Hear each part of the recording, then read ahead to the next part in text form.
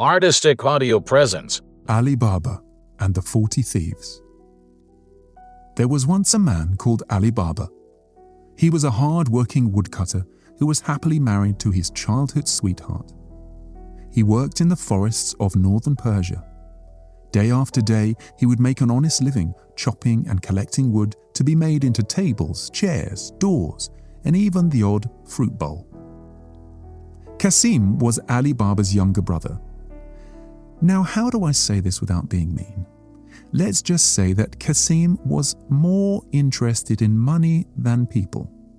Now, there's nothing wrong with money. It's what you do with it that counts. But Kasim loved it a little bit too much. For example, instead of marrying the girl he loved, he dumped her and went with a lady from a very rich family. Was he rich? Yes. But was he happy? Sadly not. Anyway, enough about Kasim. We'll get back to him later. One pleasant afternoon, as twilight began to dim the summer sky, Ali Baba was finishing up for the day when a gang of unsightly men, around 40 of them to be precise, walked by, boasting of how much money they had. Ali Baba did not usually take notice of this kind of showing off, but he couldn't help noticing their fine jewelry and clothes. What was really interesting was that they apparently had a cave nearby full of treasure. One look at these men and Ali Baba could tell they were thieves. He was sure that whatever treasure they had come into possession of was probably through dishonesty. One of the men was telling his friend about a magical password that would open the cave door. Open sesame. Well, that got Ali Baba even more intrigued. A cave with a magical password full of golden riches? Wouldn't you want to take a peek? Well, as soon as the men were gone, Ali Baba hid his axe among the tall trees and trotted off in the direction they had come. He followed the footsteps in the dirt until he could follow them no more. Sure enough, they stopped dead at a huge boulder. "This must be it," thought Ali. Thankfully, the words popped right into his head. He smiled and said proudly, "Open sesame," and the boulder in front of the cave began to rattle and shake before rolling to one side to reveal a dark entrance. Ali Baba was nervous. He took his first small step into the cave, his heart pounding in his chest. The further he walked, the darker it became, and he was starting to wish he'd never come, when he saw a shard of tiny light way off in the distance at the end of a low, narrow tunnel. As he drew closer to the light, it grew brighter until he turned a corner, and there before him was a huge cave lit by flickering oil lamps that contained the largest collection of gold and jewels he had ever seen. He stood for a moment to try and take it all in. Being a sensible man and not greedy at all, Ali Baba didn't take more gold than he needed, just enough for a new goat, to make some much-needed repairs on his roof, and to buy his wife a nice gift. He spied a small bag of coins on the ground at his feet and picked it up. After stopping to look at the riches for one last time, he turned and walked back the way he came. The entrance was blocked by the rolling boulder, but luckily Ali Baba had remembered the password. Can you remember it too? That's right, open sesame. The boulder rolled to one side and Ali Baba ran all the way home to tell his wife all about the incredible day he'd had. Keen to find out how much gold he had in the bag, he popped by his brother Kasim's house on the way home. He didn't want to give away his secret, so he simply asked to borrow Kasim's scales. I told you we'd get back to his brother, didn't I? Kasim agreed to lend his brother the scales, but demanded to know why he needed them. Well, of course, Ali Baba couldn't lie to his brother and told him all about the 40 thieves and the secret of the cave. Well, as you probably guessed, Kasim was very excited by the promise of even more wealth, and once Ali Baba had left for home, he wasted no time. He set off with his donkey in the middle of the night and found the cave his brother had described. At the cave entrance, Kasim read out the magic words that he had written on his hand with charcoal. "Open sesame." Kasim couldn't believe his eyes. He had only ever dreamed about the gold, jewels and fine treasures that sparkled in the light of his flickering lamp. He loaded up his donkey and stuffed his own pockets, his bag and even his hat with coins and jewels before making his way out of the cave. There in the lamplight, dreaming of all the things he could buy with his gold, he shed light on his hand to read out the magic words he had written there. But with all the excitement and heat, the words were smudged, and try as he might, he just couldn't remember them. Finally, the boulder moved. "That's strange," thought Kasim. "I didn't say anything." But the command of "Open Sesame" had come from outside the cave.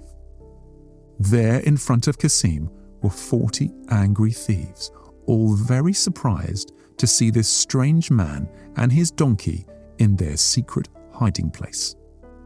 The thieves grabbed Kasim and dragged him back into the cave. Kasim felt a lump in his throat and a horrible sick feeling in his stomach. These men didn't look friendly, and they weren't. I am afraid that Kasim never left that cave. Those horrible thieves cut him into pieces and left the remains in the cave as a sign to any other strangers that this is what happens to you if you steal from the 40 thieves. A few days later, worried that his brother Kasim was still missing, Ali Baba snuck out and visited the cave. He crept inside, and I am sad to say he found what was left of Kasim. He could not stop the tears as he carried his brother home in a large sack in the dead of night. Ali Baba paid a poor blind tailor to sew Kasim back together before he was buried.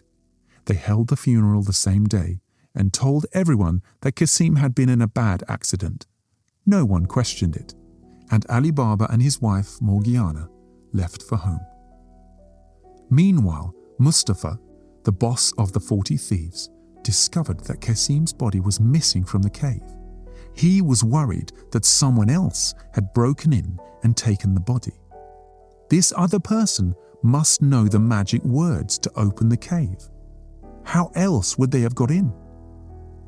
News travels fast in a small town, and Mustafa soon hears the story about the blind tailor being asked to sew a body back together. One of the thieves asked the tailor whose house he had visited to undertake this horrible task, and he led him to Ali Baba's house, and the thief marked the door with a white chalk cross. To keep the cave secret, Mustafa would visit in the dead of night and kill whoever lived there. Luckily for Ali Baba, his wife Morgiana was coming back from the market and saw the chalk cross on their front door. It made her worried, and so she drew a white chalk cross on every house in the street. When Mustafa arrived by moonlight, he found all the crosses and returned to the cave, furious with the thief he had sent. "Typical," he said. "It seems I have to do everything myself," and set off to visit the tailor himself to find out where Ali Baba lived. Later that night, Ali Baba heard a knock on his front door.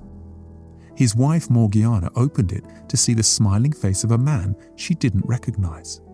It was Mustafa, the chief of the thieves, pretending to be a wealthy oil merchant.